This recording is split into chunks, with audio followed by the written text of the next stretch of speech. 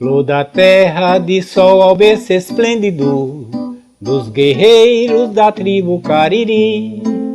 Sou teu filho e ao teu calor cresci, amei, sonhei, vivi. Ao sopé da serra entre os canaviais, quem já te viu, oh não te esqueces mais, para te exaltar, ó flor do Brasil. Hei de te cantar, meu crato gentil, ó coração do Ceará, contigo a nação te cantará. No teu céu ainda brilha a estrela fugida, que há 100 anos norteia o teu povinho. Crato amado, idolatrado, teu destino há de seguir. Grande e forte como o nosso verde mar, bendita sejas, ó terra de Alencar, para te exaltar, ó flor do Brasil. Hei de te cantar, meu crato gentil, ó coração do Ceará, contigo a nação te cantará. Esse hino foi feito antes da República. Então, quando foi implantada a República, tentaram fazer, fizeram outro hino, porque agora já seria outro rumo que a cidade ia tomar, né? E o país ia tomar. Só que o povo nunca aceitou.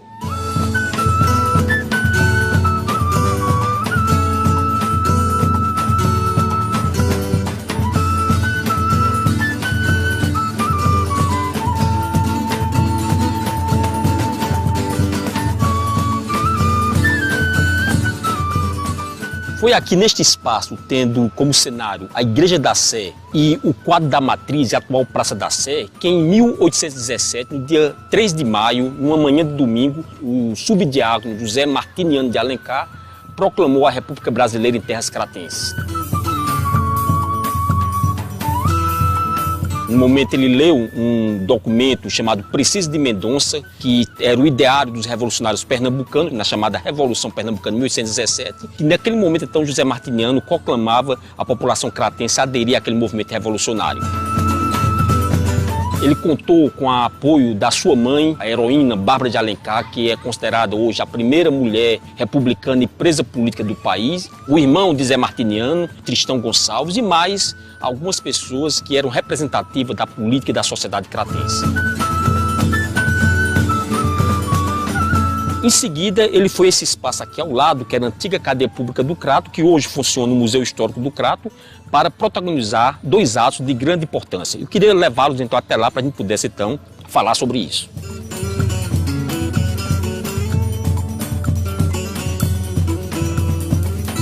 Após proclamar a República do Crato, o subdiácono José Martiniano se deslocou até a cadeia pública, esse espaço, e para demarcar essa sua atitude, após destruir o Pelourinho, que era o símbolo da autoridade portuguesa, naquele ano de 1817, ele então libertou os presos que estavam aqui na cadeia. Esse talvez seja assim, o primeiro momento assim, de pioneirismo da cidade. Da Confederação do Equador foi praticamente o primeiro movimento republicano brasileiro, não é? Um movimento que foi muito maior do que da Inconfidência Mineira, porque derrubou o governo no estado do Ceará, derrubou o governo de Pernambuco. Então é tudo uma história de pioneirismo grande, essa história do Crato, né? E essa é uma tônica importante da cidade do Crato.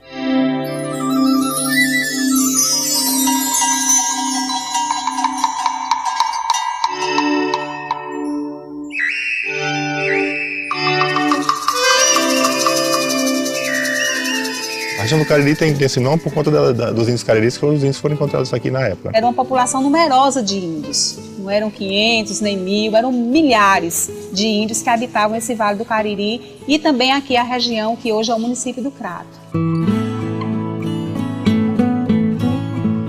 O lugar onde foi instituído o aldeamento, a missão do Miranda, não era habitado pelos índios, porque era um lugar mitológico. Era o lugar onde habitava a cama da Mãe d'Água, do rio Batateira. Então era um ambiente de culto. Para se dominar o interior, teriam primeiro que dominar os índios, né?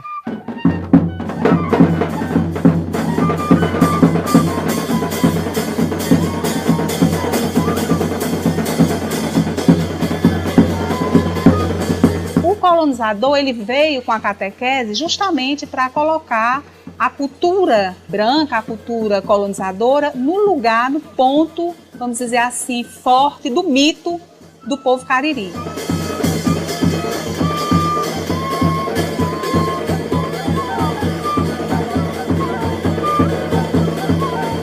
Meu pai era dos índios Cariri.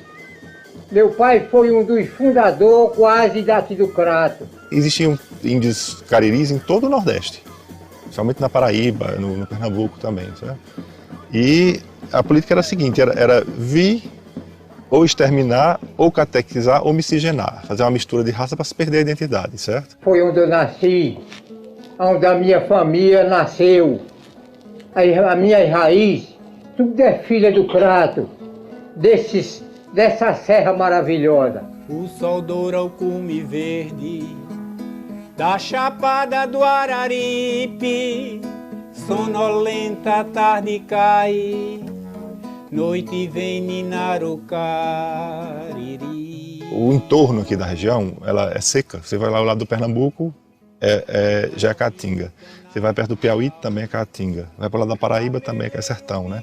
Então, nos períodos de seca, isso aqui atraía as populações vizinhas para cá. Então, a água é um dos fatores que atrai as pessoas para cá. Os fazendeiros que vieram para cá, as primeiras fazendas de gado que vieram para cá, foi a atração. Era um local apropriado para plantar cana-de-açúcar também, por causa dos baixios aqui, que eram úmidos. Uma cultura que era do litoral, que no caso a cana-de-açúcar, foi implantada aqui também, no interior, né? Borboleta, gavião, fecha a folha o maliçal, dorme em paz. O Crato foi a primeira comarca do interior, em 27 de junho de 1816, criada por Dom João VI. É uma comarca nobre e que tem no escudo do Crato os 4 Cs, que é Crato, cidade, cabeça de comarca. O beato Zé Lourenço, seguidor do Padre Cício, fez seu sonho coletivo com coragem e devoção. Tudo era de todos na fazenda Caldeirão.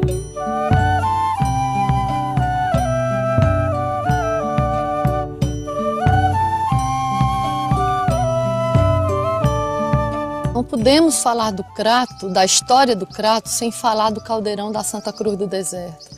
Um movimento coletivista que prosperou na década de 20, considerado uma primeira ecovila do Brasil, que o beato José Lourenço conseguiu reunir em torno dele mais de 1.500 pessoas.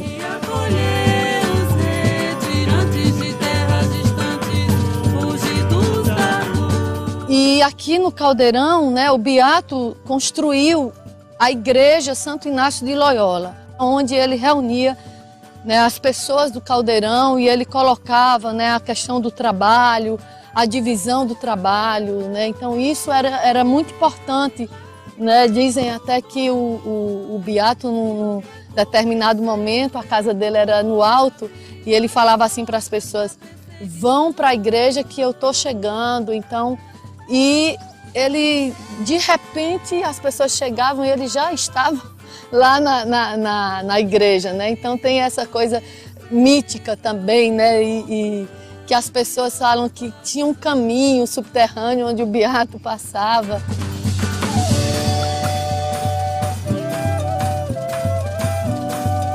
O beato passava para as pessoas do lugar essa energia, essa força de oração, trabalho e fé.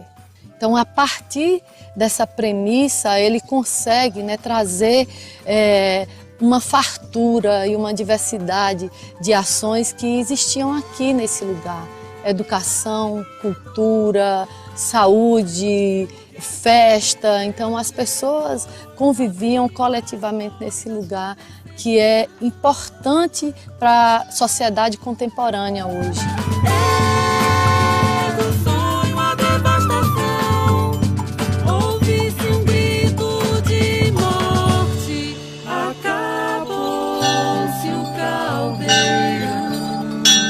Na época, não foi visto com bons olhos Então houve a destruição. O exército veio, o governo na época destruiu o caldeirão, o sonho do Beato, e a partir disso o caldeirão hoje se torna esse espaço que na verdade é um ponto turístico hoje de pessoas que vêm visitar e conhecer essa história que deve ser propagada mundo afora.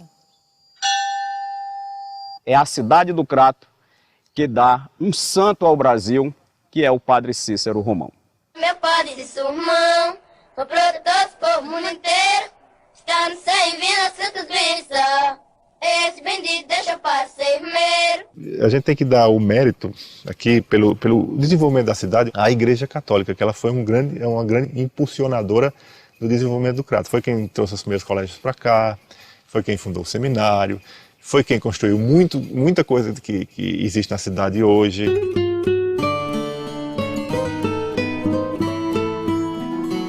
Pelo pioneirismo da educação, da cultura, a partir do Seminário São José do Crato, 1875, deu origem a toda essa rede educacional aqui do Crato.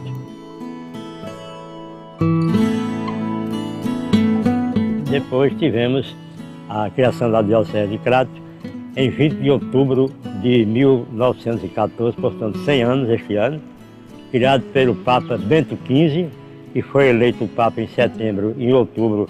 Ele criou a primeira diocese do pontificado dele, que foi a do Crato, como também o primeiro bispo, Dom Quintino Rodrigues de Oliveira e Silva. Depois de tudo isso, tivemos os principais colégios, que foi o Colégio Diocesano, Santa Teresa, veio o movimento das faculdades de Filosofia, Direito e Ciências Econômicas, que formou assim o tripé para a futura Universidade Regional do Cariri, a URCA, que foi criada em 1986 e instalada em 1987.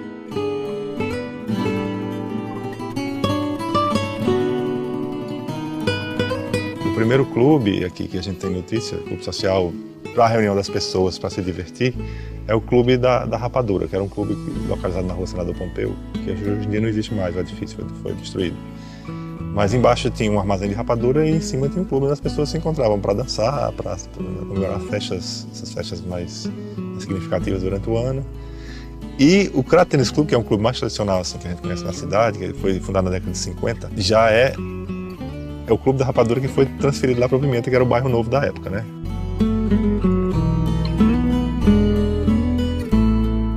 Era o clube da elite da cidade, então onde se reuniam, tinha os festejos de Natal, de Carnaval, de tudo quanto era festejo importante. E as festas de Miss que tinha naquela época também, que o pessoal fazia, eram comemoradas no Crato Tênis Clube.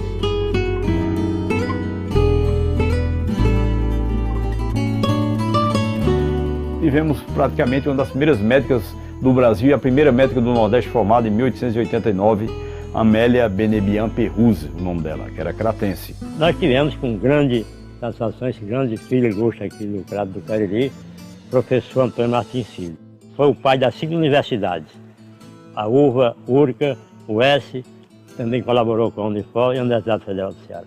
A primeira usina geradora de energia elétrica, que era um gerador a diesel, chegou aqui em 1926, se eu não me engano. Tivemos um dos primeiros cinemas do Brasil, em 1911, aqui no Crato. 7 de julho de 1855, surgiu o primeiro jornal do interior aqui, que foi o Araripe, João Brejo dos Santos. Um dos primeiros movimentos de teatro do Ceará, chamada Sociedade Melpomenense de Teatro, foi aqui no Crato. Em 1917 foi inaugurado o primeiro serviço de alto-falante do interior, Locadora Cratense, que deu origem às emissoras de rádio. A fotografia na família remonta ao meu avô, Júlio Saraiva Leão. E a minha mãe pede emprestado uma câmera portátil, porque até então as máquinas eram grandes, e ela começou a bater fotografias minhas e terminou se especializando em fotografia de criança. E aí ela inicia o ramo também da fotografia. A minha mãe, praticamente, ela descobriu essa técnica da fotografia colorida com tinta a óleo. Daí vieram outros tipos de fotografias. E o trabalho dela começou a ganhar novos horizontes. Então minha mãe tem fotografias na Alemanha, no Japão, nos Estados Unidos, na França, certo? E por aí espalhou mundo afora. Quer dizer, um passado glorioso, um passado pioneiro em toda a região do Cariri e todo o interior do Nordeste, né? Uma natureza ainda deslumbrante que precisa ser cuidada, esse grande capital ecológico, vamos assim dizer. E do outro lado nós temos também essa grande tradição cultural que é uma força indiscutível da cidade.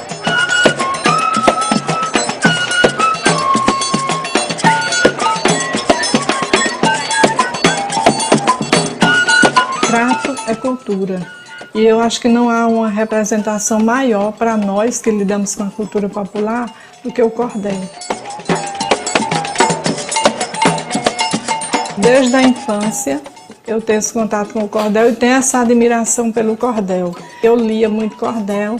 Meus avós, meus pais são da zona rural e o cordel era uma necessidade porque era o meio de comunicação, era o contato do pessoal que morava no sítio com o mundo. É uma cultura enraizada no Nordeste que vem nos tempos remotos prestando um grande serviço ao povo nordestino, né? O verso, o romance reinava e foi o responsável até por muita gente aprender a ler, pelo amor que tinha por essa literatura, pela necessidade que tinha dela. O que nos alegra é ele hoje estar aí vencendo esse impacto do avanço cultural com internet, com televisão, com tanta coisa, e o cordel ainda está vivo, né, com o coração batendo bem firme.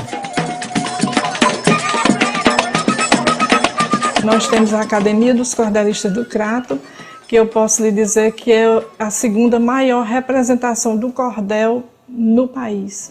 Há um crato pulsante em cada canto, há um canto fervente em cada crato, há o crato passado do retrato, há o crato presente do espanto, há o crato profano e o crato santo, há um crato de mel de um rio salgado, há o crato matuto e o letrado, tem o crato burguês do caviar, tem o crato do angu e do preá que só canta martelo agalopado. Tem até outro crato português, não bastasse esse crato tão diverso, descoberto na nau de tantos versos, de dois bardos com espírito genovês. Joseni e Adalberto com vocês fizeram um barquinho de papel, que singrou pelos mares do cordel, foi juntar Cariri e Alentejo, dois irmãos apartados num só beijo, tal se o mar refletisse a luz do céu. Essa é a grande força da cidade. As pessoas mais simples, que não são muito visíveis, mas que dão alma à cidade, como em toda alma, que são os nossos místicos, os nossos poetas, né? Os doidos da rua, né? Os loucos, os outros loucos, porque não só tem eles. É uma cidade da cultura, é uma cidade do sopé da Serra do Araripe, é uma cidade que transpira a arte, independe de qualquer coisa. O Crato é isso. Além da proximidade que essa cidade funcionou gravitacionalmente, trazendo figuras como Luiz Gonzaga, que se considerava meio cratense, Patativa do Assaré, que era meio cratense também, né? Patativa era do nosso coração e tinha um vínculo muito forte com o Crato. E a Academia dos Cordelistas do Crato teve a oportunidade de visitá-lo, de conversar, de declamar para ele e dele afirmar numa das nossas visitas que o que era bom da vida era isso, que a gente estava fazendo, uma troca.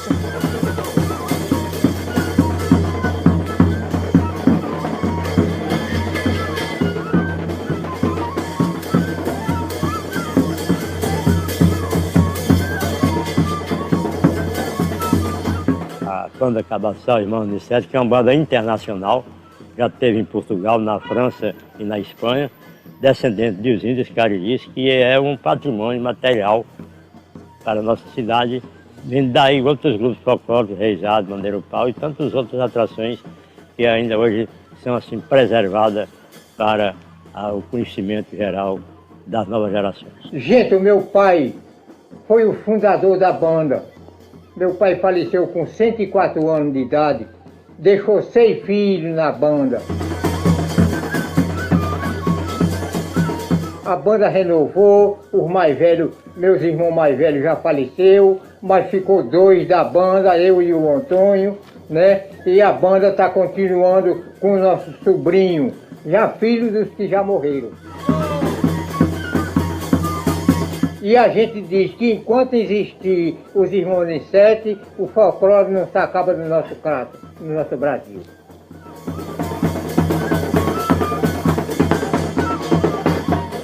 Eu vejo a coisa sempre como dinâmica. Eu não vejo aquela coisa parada. Como cultura é uma coisa dinâmica, né? Então tem algumas pessoas que trabalham no eterno, tem algumas pessoas que trabalham com o efêmero, né? Estou dizendo que o efêmero não tem a sua... Não, vai para uma festa, você às vezes quer ouvir aquela música para dançar e tal. É muito importante aquela...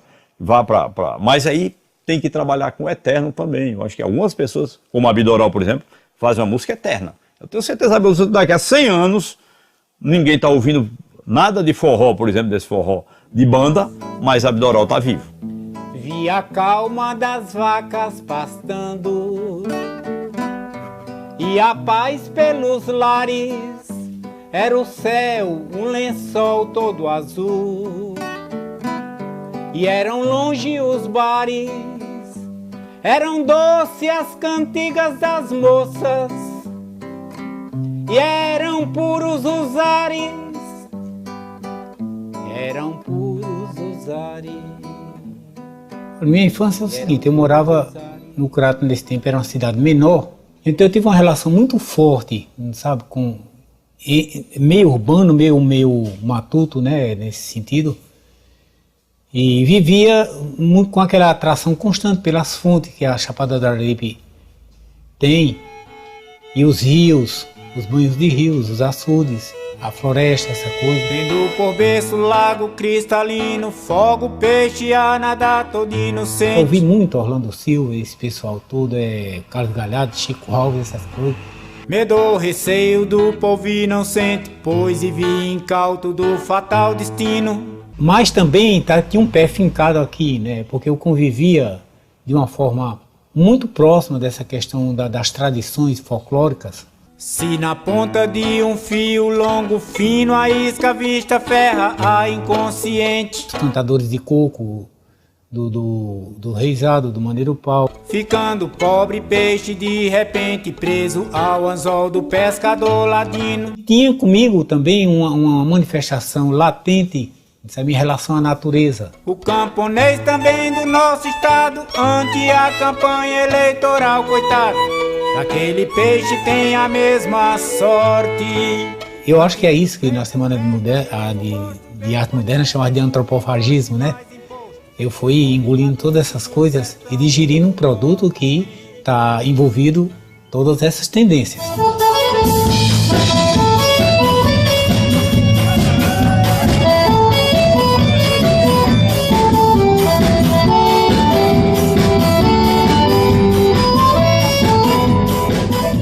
A minha infância foi povoada dessa riqueza, né? Ir para as bagaceiras dos engenhos, para os adjuntos de colheita de algodão, a coisa do coco, né? Nas farinhadas. Eu acho que as renovações, a Feira do Crato, que sempre foi fantástica, assim, uma coisa rica culturalmente, com Cassimiro Coco, violeiro.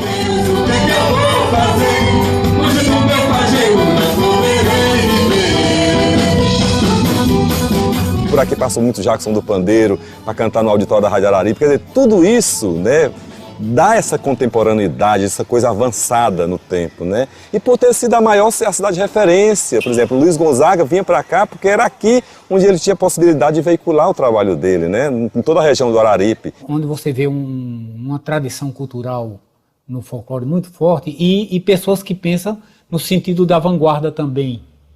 Vendo o mundo dentro do contexto moderno, contemporâneo, onde a arte interfere no convívio das pessoas, né?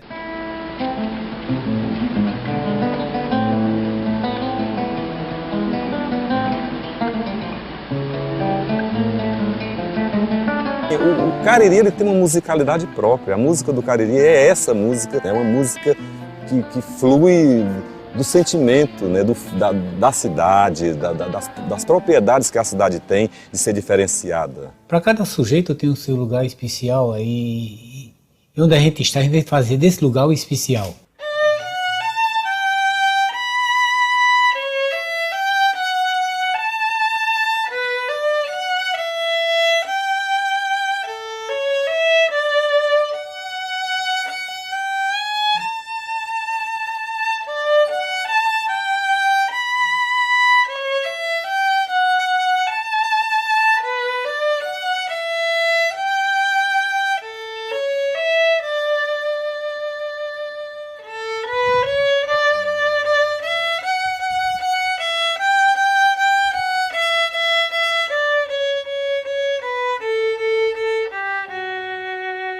Dos alunos atualmente, tem deles que é do CDC, onde eles estão andando. Tem de São Paulo, Goiânia, Rio de Janeiro, da Bahia, Maceió, tem 3.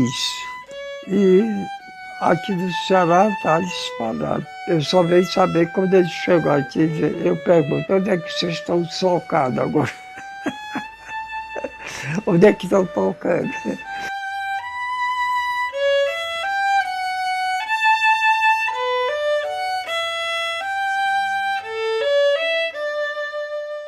Muita emoção, dá muita emoção. O menino toca de violino, a mãe o piano e o pai toca de violão solo.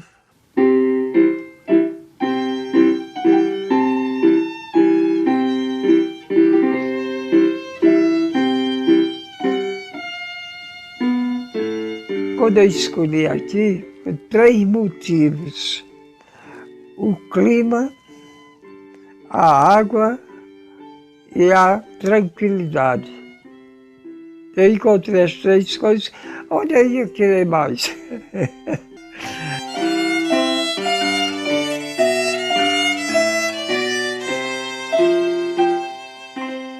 Nós temos todas as manifestações muito claras aqui na cidade, né? Nós temos os seresteiros, nós temos o pessoal do hip hop, da modernidade, né? Temos a juventude aí revolucionando com as bandas de garagem, né? Tem o movimento de audiovisual, as artes plásticas aí tá aí também fluindo, né? Então eu acho que a cidade ela tem todas essas possibilidades e é isso que eu acho que é isso que nos fortifica, né? Enquanto nação Cariri.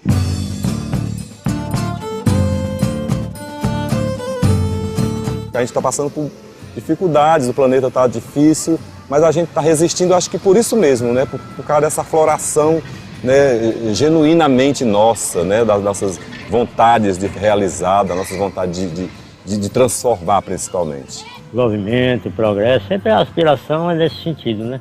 Em todos os aspectos educacionais, culturais, artísticos, musicais, então isso é que dá a sustentação de casa como capital da cultura.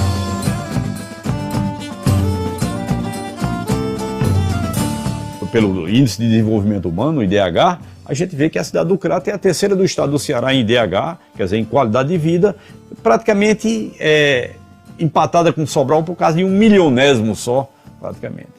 Né? Enquanto que às vezes as outras cidades fulgurantes, que economicamente são mais fulgurantes, mas em termos de qualidade de vida não é isso tudo. Por quê? Porque o dinheiro às vezes está concentrado em 4, 5 pessoas. O dinheiro não é repartido por toda a população.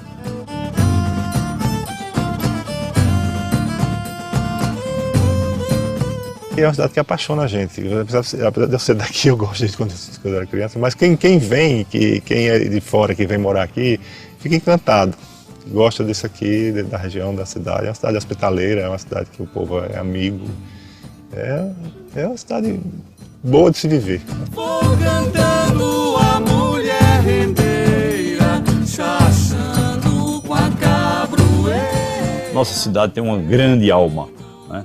Pode a gente achar que o corpo físico não está muito forte, um pouco debilitado, mas a alma da cidade é vultosa, muito importante. O amor que eu tenho por essa cidade, eu acho que tudo que diz respeito a ela é bonito. Eu não sei, chama o bairrismo, chamem o que for, mas é um amor que emociona, um amor, eu tenho um orgulho muito grande de ter nascido nessa cidade.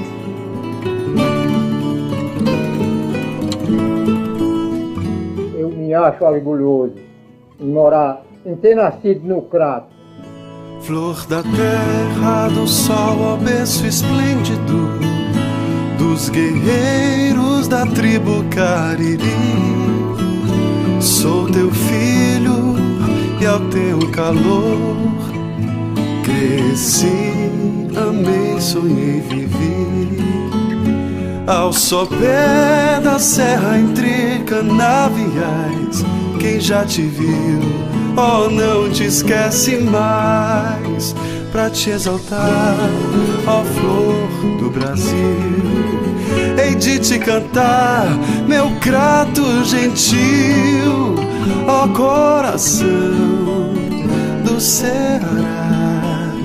Comigo a nação te cantará, ó coração do Ceará. Comigo a nação te cantará. No teu céu, linda, brilha a estrela fugida, que há 100 anos notei ao teu porvir. Grato, amado, idolatrado, teu destino has de seguir. Grande e forte como o nosso verde mar, bendita sejas, ó terra de Alencar. Pra te exaltar, ó flor do Brasil, hei de te cantar, meu Crato gentil, ó coração do céu.